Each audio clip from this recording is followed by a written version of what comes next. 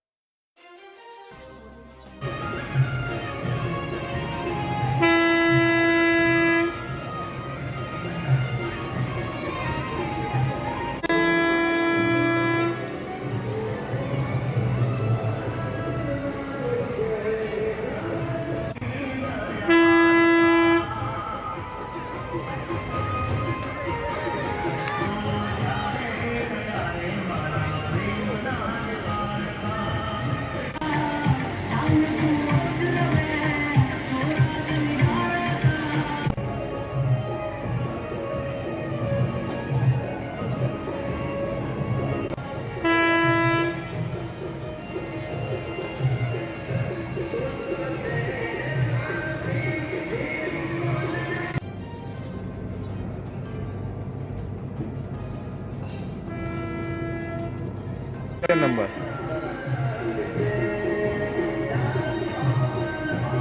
આ મેટર છે ને મને સૌથી પહેલા